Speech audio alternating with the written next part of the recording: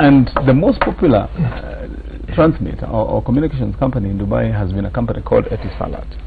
Then they stayed on for a while. It's government owned, and there was a lot of competition and petitions from people because it is probably one of the most expensive in the world. And they brought in a new one, and called Do. But then immediately after that, people had to move almost to take legislative action to get Virgin, this gentleman called Richard Branson, to get a license. I mean, all in the quest to make a level playing field. And when you look at Safaricom, I've said it so many times, including in Parliament, I think the profits that Safaricom make are immoral. I mean, these are profits that are made from a Mamboga, through SMSs, from whatever. It's not that they should not. But if you put down a list of all the countries, even start with Britain itself. In Britain, if you went there, you can buy a small SIM card they call Leica Mobile and put in £20. If you put in £20, that would be translated to about £3,000. Yes. You will make your phone calls, you make your data communication for almost a whole week, throughout, including international calls. Now, if you load your 3,000 shillings locally to make those calls international or whatever, you hardly have an hour. Everything is gone. So you ask yourself, should we be allowing? And remember, even in Parliament, there is still the debate of who is Mobitele. Who earns and pockets this 25%? That has still been a question that has never been resolved to really purge out who are the directors of this. So ask yourself, if you have a company, one company in Kenya that makes billions of shillings to the tune of 45 billion, and 48 billion, and remember also, when there was a big protest about banks all started registering profits in 20 billion, 30 billion every year, and it came out in the public domain that most of these profits were in interest levied on small traders, because those are the bulk of people. So even now, unless there is intervention, and this is what you'd first want to ask CCK, even as they go scandalizing themselves, giving out licenses at 100,000, what are they telling Kenyans? If and I would want even to point out the case, for example, of Microsoft. Remember what happened to Microsoft in the US? I mean, when they just were threatening to become a monopoly that would dominate all computer operations and communications in the world, and especially in the USA. Senator, do you think it's my issue here, my question as I finalize is actually that trajectory, that progression made by Safaricom, if it is let loose to run that way, at one point it can even become a threat to because we have other operators, Senator Halwale, we have other operators in Kenya, but they don't come anywhere close. You see, if you are going to attempt to compete Safaricom, you will first of all have to answer who is Mobitele. Mobitele is a political company. There were politicians who took the initial shares, and I suspect Kenyans are aging for me to tell them the names. I know them. Okay. But political players took those initial shares of Mobitele, and they are powerful. They're the ones who have made it difficult for the other players to compete Safaricom. Okay. What is going on at Safaricom has got the blessings of government, because what they are doing is not business. Those are not profit. Those are profiteers. They're deliberately making it impossible for you to complain, because the service they are giving you is extremely attractive. Look, they have made 55.1 billion shillings from money transfers. Why is the regulator, and let me forget about the regulator, just say why is government? Why is government sitting there and watching these people literally rob Kenyans? To the extent that when you send money, you pay, and the person who has received that money also pays for receiving money. So for the one transaction, two people pay. Secondly, who made the determination that to send 2,000 shillings you should pay this much? I was expecting that when you transfer money, one should be paying at the very most 5 shillings. But who should be regulating how much you pay for these services? And that's probably the question, because it seems like it's been left to the market. Whoever. No, you can leave it to the market if the other companies have a chance. If the other companies had a chance to compete with Safaricom, then you would let the market forces to determine. But this is like an area whereby Safaricom has been made so powerful, and because politicians are the ones who are the owners of the profits that come out of it, they have allowed it to continue. Okay, first of all, let me put it this way. This is a good one. I think it's important. I think Mheshimiwa Senator, distinguished Senator from Kakamega, the forthcoming governor, it's my wish.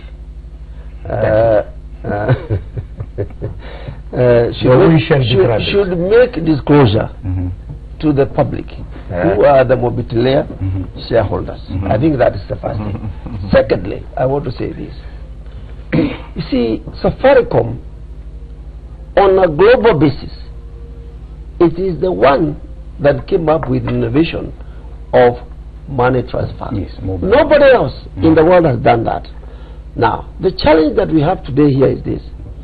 The government should be able to say, we have no problem you making profit, but you cannot make profit that is obnoxious. That is what my distinguished gentlemen are saying. And how you do that, you have to undertake a very good study, and you make sure, first of all, board members of CCK and the staff of CCK, Communications Authority, they are the best, of CA.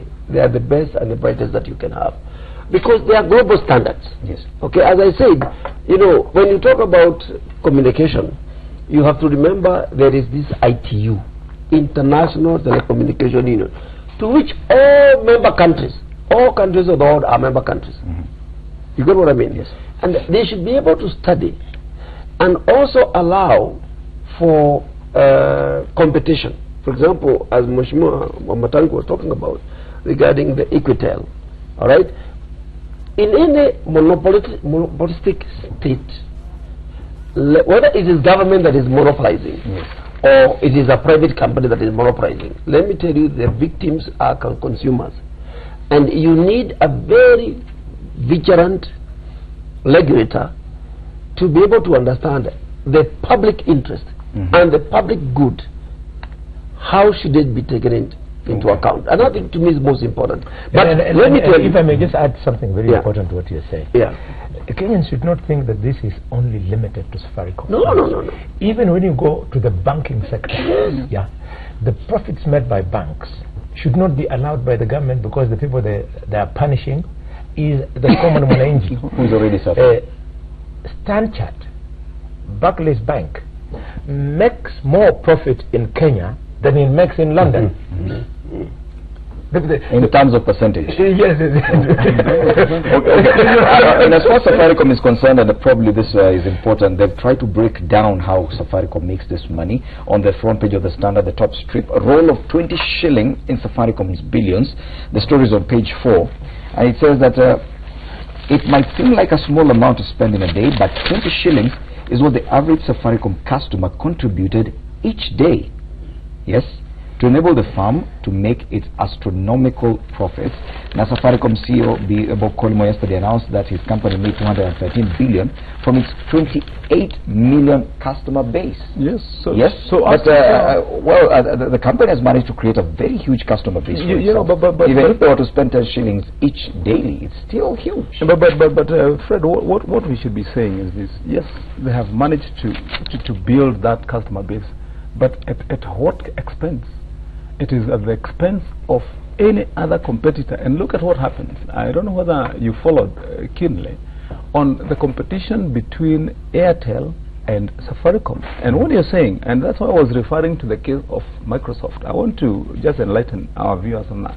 You see, Microsoft had a solid case that they were advancing, that they are the owners and the developers of the microchip and the operating system at that particular time that helped them to dominate the computer world. And so anything you wanted to do with your computer, you have to go to them. But the ruling was, yes, you are, But you cannot kill everyone else in the industry, that they have to come to you for everything. And this is what you would liken with what Karanja was saying on the invention of, for example, M-Pesa by Safaricom. And remember, the story is even out there in the air that indeed even the original developer of that concept of M-Pesa was a young man in the university. That's the story. You know, and then they bought it at a pottery figure, and they expanded it. Well, that's good. It's in the good sense of business. But somewhere, somehow, regulation must come in. I mean, if for example, I started a service here in Kenya that will make everybody come to Wamatangi, and at the end of the day, I become the only source and a conduit or through which anyone seeking that necessity, that service would have to come to me. Now, at that time, regulation must step in. But when you speak of regulation, does it mean it needs to come back to you for legislation? That probably the CA does not have proper laws to work with, that it's probably the parliament that has... Sometimes when I hear people complaining about institutions, the first thing, one of the most important element in the governance and public life of a country is the quality of the men and women you put in parliament. Yes. True. Take it from me. If you put in nincompoop in parliament, I'm being honest with you, then the sort of complaints you're hearing, they're going to be there. Because, you see, a country is governed through institutional framework. One is the constitution of the country. Secondly, the laws, the regulations, and they all emanate from parliament. Parliament. That is why it is the most important.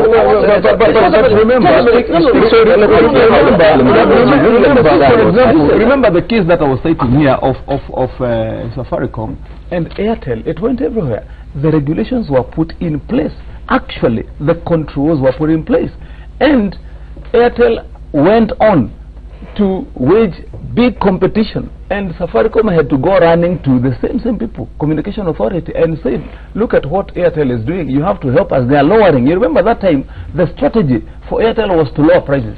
They were saying you can make 3 calls at this, you can send 4 free SMS at this. Now the complaint was, just a minute, Karanja, the complaint was that yes, look at this competitor, he has come, he's giving the service so freely, so cheaply, that he's going to force out of business. And you know what happened?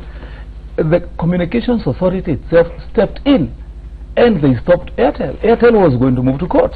So you ask yourself, it's not that there are no regulations. It is just that there is what we call Competition Authority. Okay? Competition Authority is a government authority existing by law. And Communication Authority is a regulator. There are 2 different institutions. One of them is supposed to look at what is the level playing ground as far as competition is concerned. Then the another one is a licensor. Now, the 2 institutions have different mandates. But at the end of the day, what is the most important is what is the role of government? Because Communication Authority is owned by government. Competition Authority is owned by government. And you have got legislators. You get what I mean? So now what you're doing, government still has shareholding in Safaricom. Let me tell you, and I'm being very honest with you, and let's just be very clear. Where a country like you have, for example, you were talking about Microsoft, even Apple, or others, even Samsung. Innovations normally create monopolies. It is the role of the government to make sure that even though they are monopolies, they are not supposed to be predators. You get what I mean? And on that basis, all I can tell you is this: you need very vigilant parliament. And I'm glad I've got these 2 distinguished. Because the way they speak, they're very eloquent about the issue. That means they understand. You see, let me tell you this. I would say this. For example, the chairman of committee responsible for communication within the Senate, for example. First, this person must understand what he's talking about. Because a lot of times, ignorance is that dangerous. So that a person who is given that mandate, make sure he has a very good comprehension of what the industry they are going to be regulating about.